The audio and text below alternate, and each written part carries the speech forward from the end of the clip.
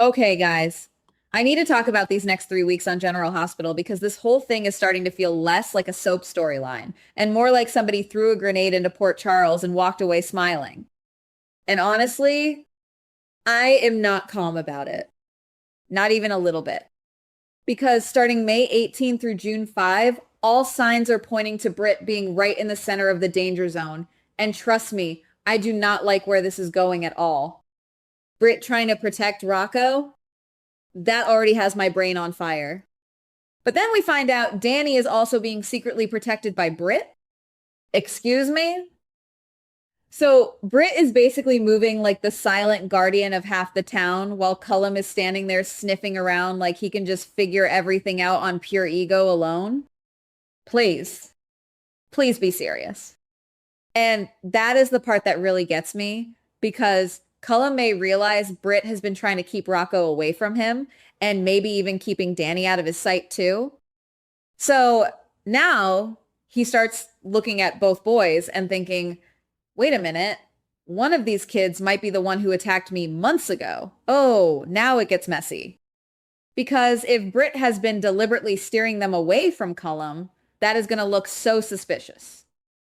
I mean, what are we supposed to think? Britt is acting from protection, but to Cullum, it could look like guilt. And that is exactly the kind of soap disaster that makes me want to scream into a pillow.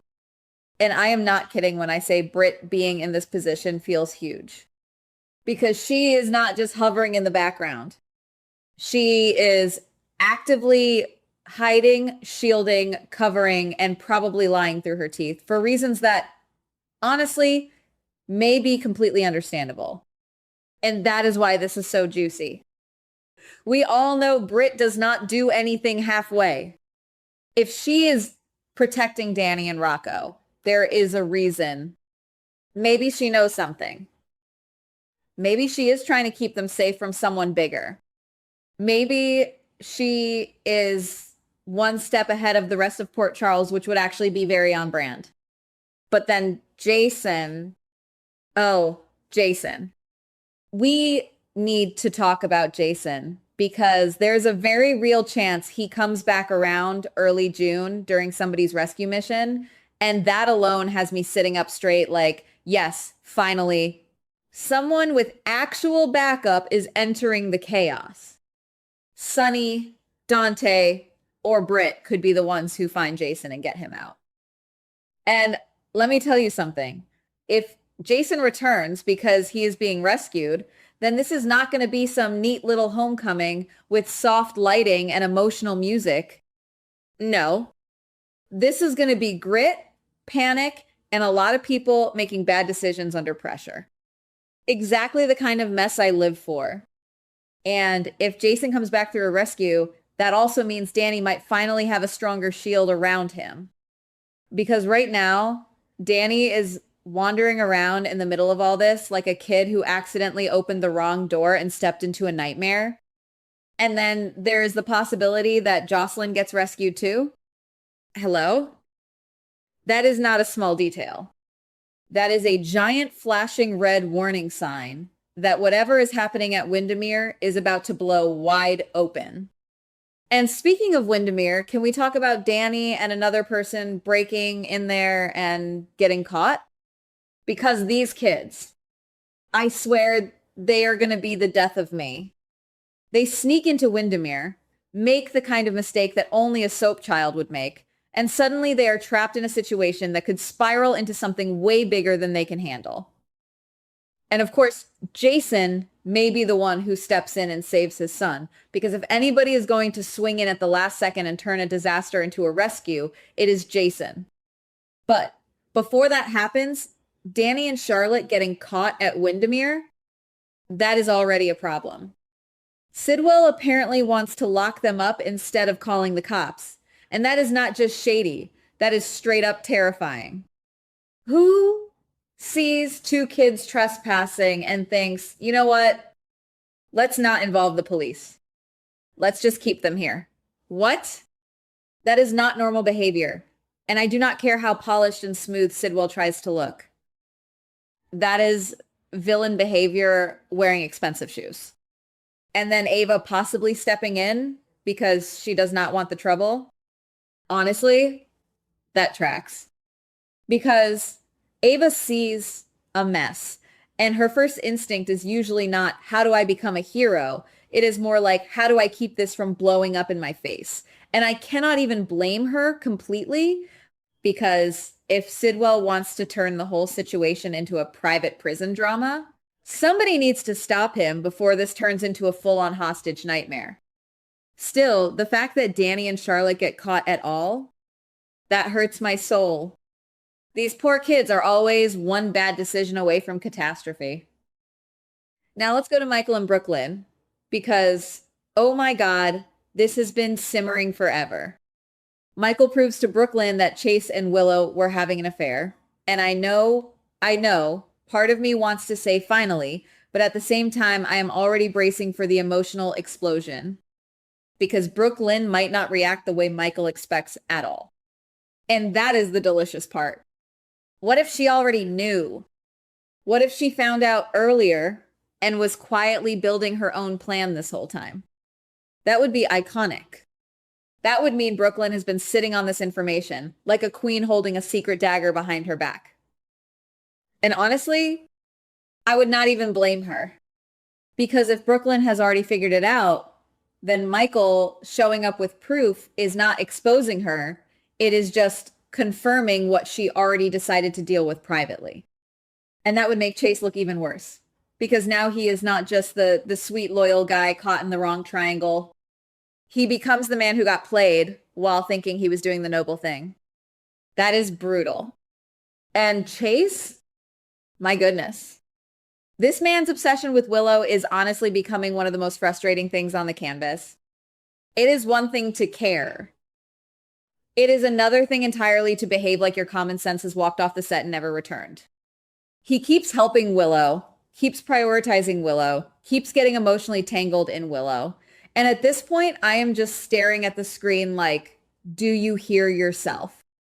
Do you hear how ridiculous this sounds? Because the rest of us do. And the fallout could be massive. Chase could lose Brooklyn. He could lose the child he and Brooklyn were raising together.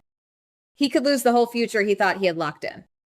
And when Willow's crimes finally get dragged into the light, oh, then the regret is going to hit him like a truck at full speed.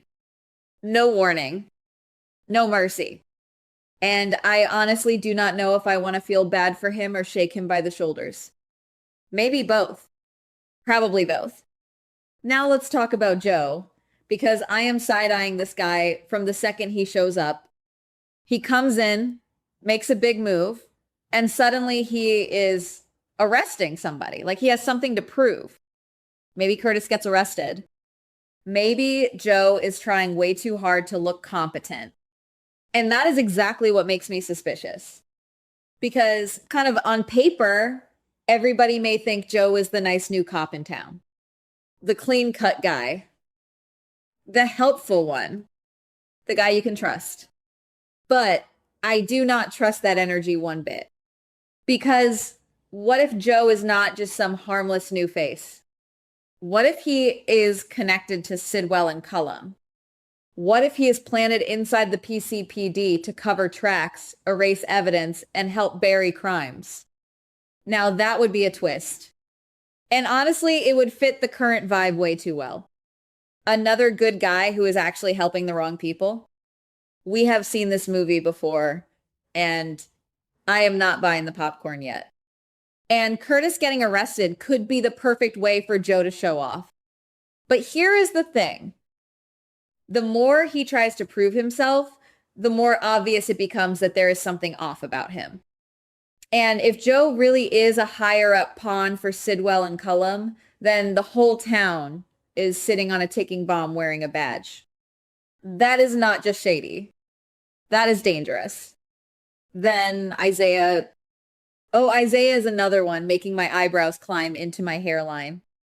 Because once Curtis is removed as a problem, Isaiah starts moving closer to Portia, and I am sorry, but this is starting to smell like a very deliberate play. He already seems comfortable around her, especially at the baby celebration, and now people are whispering that the baby could be his. Wait, what? And not only that, but there is even talk that the earlier DNA result may have been tampered with by Isaiah himself. If that turns out to be true, I am going to need a minute. Actually, I am going to need 5. Because that is next level deception. That is not just a secret. That is someone potentially rewriting reality to fit his own agenda. And if Isaiah has really been altering the truth behind the scenes, then Portia is standing in the middle of a trap she does not even fully see yet. And then the Delilah angle, Alexis digging into Delilah's real identity could uncover something huge. And the idea that Ethan might be the baby's father, oh, now we are cooking.